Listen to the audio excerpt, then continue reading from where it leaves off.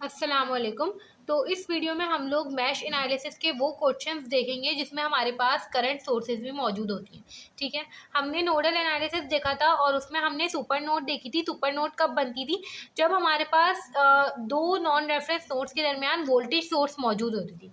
ये बात याद रखिए, वहाँ पे हम नोड वोल्टेज निकालते हैं और जब वोल्टेज सोर्स मौजूद होती है तो सुपर नोड और केस 1 केस 2 इस तरह से हम चेक कर रहे होते हैं।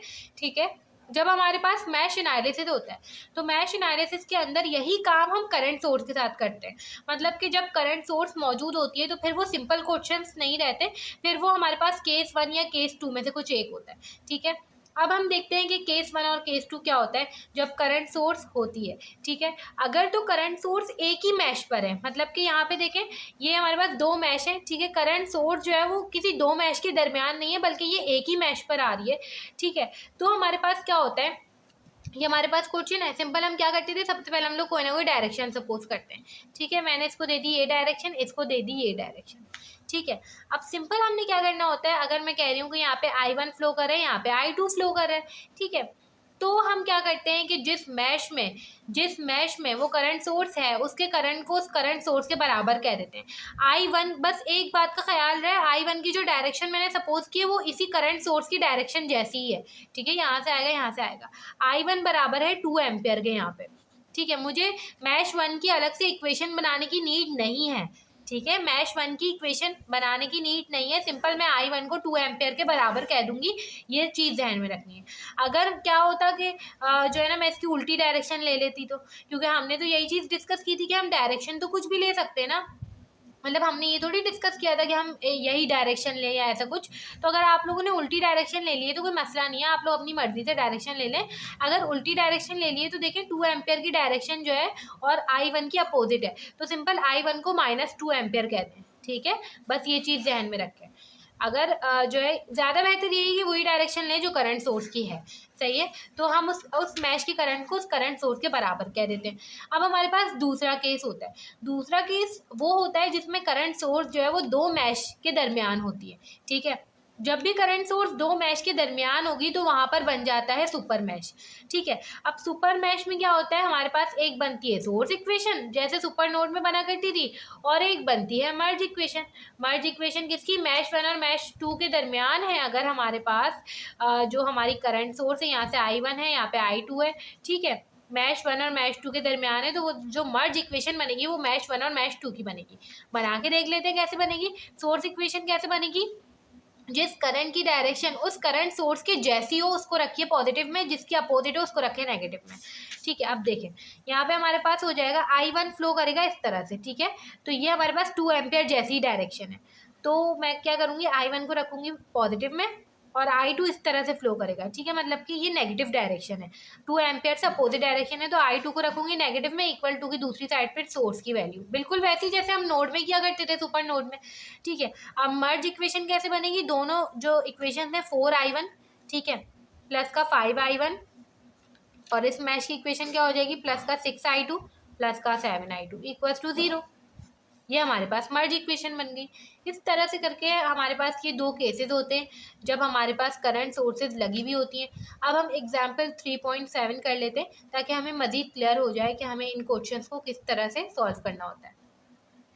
अब देखें ये हमारे पास एग्जाम्पल 3.7 है, इसमें हमें ये सर्किट गिवन है और हमें यहाँ पे I1 से लेके I4 तक जो है करंट निकालना है। सबसे पहले अगर हम देखें तो यहाँ पे हमारे पास एक करंट सोर्स ये रही और एक करंट सोर्स ये रही। ठीक है, मगर यहाँ पे ऐसा नहीं होगा कि हम इसको I1 I2 का सुपर मैश बनाएं फिर I2 I3 का सुपर मैश बनाएं। ये पूरा ही एक सुपर मैश बन रहा है। ठीक है, क्योंकि इन तीनों मैशेस के दरमियान करंट सोर्स आ रही है, तो इस पूरे को हम as a super mesh count करते हैं। ऐसे ही एक सवाल हमने नोड में भी किया था। ठीक है, तो ये बिल्कुल वही कॉन्सेप्ट यहाँ पे यूज हो रहा है। अब अगर हम इसको देखें तो यहाँ पर जो है हमारे पास सबसे पहले सोर्स इक्वेशन बनाएंगे। सोर्स इक्वेशन कैसे बनेगी, I2 और I1 और 5 एम्पियर। सबसे पहले देखें तो I2 की डायरेक्शन बिल्कुल 5 एम्पियर की जैसी है, तो I2 माइनस I1 बराबर हो जाएगा 5 के।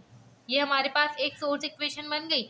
ठीक है, इसके अलावा हमारे पास हो जाएगा इसकी सोर्स इक्वेशन कैसे बनेगी, I2 जो है वो बिल्कुल 3I0 के जैसे है, तो I2 माइनस I3 बराबर हो जाएगा 3I0 के। मगर क्योंकि हमें पता है कि आई नॉट जो है उसको हमें रिप्लेस करना होगा इन्हीं चारों करंट में से, क्योंकि इक्वेशंस को सॉल्व करना होगा आगे जाके, ठीक है। तो आई नॉट देख ले कहाँ पर है, आई नॉट सर्किट के अंदर ये रहा और आई फोर इस तरफ से फ्लो कर रहा है, ठीक है। इस तरह से आएगा आई फोर, जब इस तरह से आएगा ना तो आई नॉट और आई फोर की डायरेक्शन जो है वो अपोजिट है। तो मैं आई नॉट को माइनस का आई फोर कह सकती हूँ, बिल्कुल कह सकती हूँ।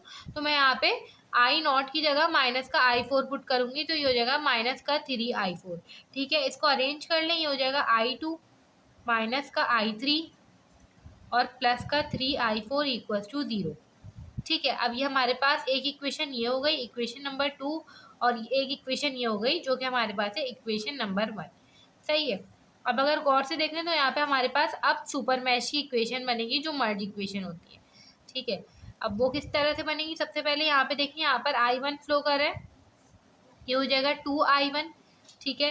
ये हो जाएगा प्लस का 6i2, और यहाँ पर अगर हम देखें तो प्लस का 4i3 इक्वल्स टू 0, बस यहाँ पर और कुछ नहीं है। हाँ, बल्कि ये भी हमारे पास प्लस का 8, ठीक है, i3 माइनस का i4 इक्वल्स टू 0। अब देखिए हमने जो है इसकी इक्वेशन बना लिया, हमें क्या करना था, सारे रेजिस्टर्स देखने हैं, क्योंकि करंट सोर्स तो देखें, करंट सोर्स की तो सोर्स इक्वेशन बन गई। अगर हम इस मैश में देखें तो दो ही एलिमेंट्स थे, उसमें से एक रेजिस्टर था, एक करंट सोर्स थी, इसकी तो सोर्स इक्वेशन हमने बना ली थी, इस रेजिस्टर का हमने जो है लिख दिया।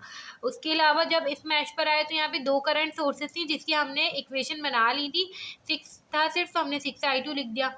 यहाँ पे अगर हम देखें तो 4 था और 8 था, तो 4 का भी हमने लिख दिया, 4 तो सिर्फ i3 के अंदर है तो 4i3 हो गया, मगर 8 दो मैशेस के दरमियान है, 8i3 माइनस i4 हो जाएगा, क्योंकि हम मैश 3 की इक्वेशन बना रहे हैं तो i3 पॉजिटिव में आएगा, और ये हमारे पास इक्वेशन 3 हो जाएगी। इसको थोड़ा सा सिंप्लीफाई करेंगे, प्लस का 4i3 प्लस का 8i3 माइनस का 8i4 इक्वल्स टू 0, और ये हमारे पास i3 और i3 थोड़ा सा सॉल्व होगा, 2i1 प्लस का 6i2 प्लस का 12i3 माइनस का 8i4 इक्वल्स टू 0, ठीक है। ये हमारे पास हो गई इक्वेशन नंबर 3। अब हमें बनानी है इक्वेशन नंबर 4, वो कैसे बनेगी, वो हमारे पास मैश 4 से बनेगी, ठीक है। ये हमारे पास हो जाएगा 8i4 माइनस का i3 प्लस का 2i4 और प्लस का 10 इक्वल्स टू 0, ठीक है। 8i4 माइनस का 8i3 प्लस का 2i4 प्लस का 10 इक्वल्स टू 0, और ये हो जाएगा माइनस का 8i3 प्लस का 10i4 प्लस का 10 इक्वल्स टू 0। ये हमारे पास हो गई इक्वेशन नंबर 4। अब अगर गौर से देखें तो हमारे पास यहाँ पे 4 इक्वेशंस है, और हमें ये बात पता है कि 4 इक्वेशंस हम कैलकुलेटर में सॉल्व नहीं कर सकते, तो हम इसको पहले 3 इक्वेशंस में बनाएंगे, ठीक है। यहाँ से i2 या i1 किसी एक की वैल्यू निकाल लेंगे और बाकी की 3 इक्वेशंस में जो है वो सब्सटीट्यूट कर देंगे, और फिर उसके बाद उन 3 इक्वेशंस को सॉल्व करेंगे। तो वो आप देख लेते हैं कि किस तरह से करना है। अब देखिए सिंपल हम लोग यहाँ पे क्या करेंगे कि यहाँ से i1 की वैल्यू निकाल लें, जो कि हमारे पास हो जाएगी 5 माइनस i2 माइनस का 5, ठीक है। अब ये i1 की वैल्यू जो है सब्सटीट्यूट कर दें आप लोग इस इक्वेशन में, इक्वेशन नंबर 3 में, क्योंकि i1 सिर्फ यहीं पर आ रहा है, ठीक है। तो फिर हम लोग सॉल्व कर लेंगे। i1 की वैल्यू यहाँ पे सब्सटीट्यूट हो जाएगी, ये बराबर हो जाएगा 2i2 माइनस का 10 प्लस का 6i2 प्लस का 12i3 माइनस का 8i4 इक्वल्स टू 0। जब हम इसको सॉल्व करेंगे तो ये बराबर हो जाएगा 8i2, ठीक है, प्लस का 12i3 माइनस का 8i4 और इक्वल्स टू 10। एक ये इक्वेशन है, एक ये इक्वेशन है, ठीक है, और हमारे पास एक ये इक्वेशन है। अब हम इसको कैलकुलेटर में सॉल्व कर लेते हैं, ठीक है। मोड पे जाएंगे, इक्वेशन पे जाएंगे और दूसरी पे जाएंगे, ठीक है। अब सबसे पहले देखें i2 की वैल्यू है यहाँ पे 1, i3 की है -1 और i4 की है 3, और कांस्टेंट कुछ भी नहीं है, 0, ठीक है। इसी तरह से यहाँ पे देखें तो सबसे पहले हमें i2 की वैल्यू रखनी होती है, मगर क्योंकि यहाँ पे i2 की वैल्यू नहीं है तो 0 रखेंगे, ठीक है। i3 की वैल्यू है -8 और i4 की वैल्यू है 10, ठीक है, और कांस्टेंट जो है वो -10 होगा, क्योंकि इक्वल्स टू की दूसरी साइड पे रखना होता है हमें, ठीक है, -10। इसी तरह से यहाँ पर अगर हम देखें तो i2 की है 8 और i3 की है 12 और i4 की है -8 और कांस्टेंट है 10। हमारे पास जो i2 है उसकी वैल्यू आई है माइनस का 2.5, ठीक है।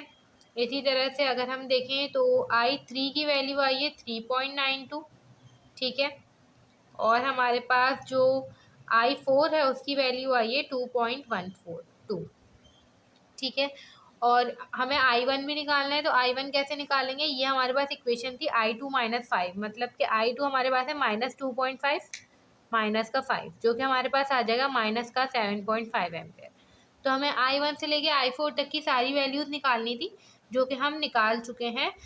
अब देखेंगे हमारे पास प्रैक्टिस प्रॉब्लम 3.7 है, ये आप लोग खुद से ट्राई करें, इसमें वही सारी चीज़ें होंगी।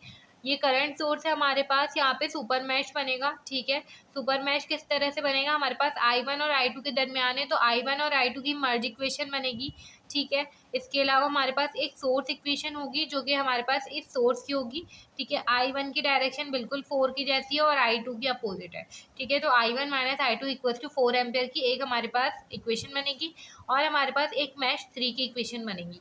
इस तरह से हमारे पास 3 इक्वेशंस आ जाएंगी, और उसको कैलकुलेटर में सॉल्व करके हम लोग I1, I2 और I3 फाइंड कर लेंगे। ठीक है, एक चीज़ जो जहन में रखनी है वो ये कि जब आप लोग मर्ज इक्वेशन बनाएंगे ना, तो यहाँ पे आप लोग पास ये जो 3 ओम का रेजिस्टर है ना, ये कैंसिल हो रहा होगा, करके चेक कर लीजिएगा। 3 ओम का जो रेजिस्टर है वो कैंसिल हो रहा होगा। 3 ओम का रेजिस्टर क्यों कैंसिल होता है? हमने ना नोडल एनालिसिस के अंदर एक बात पढ़ी थी कि जब हमारे पास जो वोल्टेज सोर्स होती है ना, उसके पैरेलल में जो रेजिस्टर होता था ना, वो निग्लेक्ट हो जाता था जब सुपर नोड बनती थी। ठीक है, आप लोगों ने ये चीज़ देखी होगी, जब वोल्टेज सोर्स के पैरेलल में जो रेजिस्टर होता था, सुपर नोड बनती थी, तो वो निग्लेक्ट हो जाया करता था, कैंसिल हो जाता था इक्वेशन में से।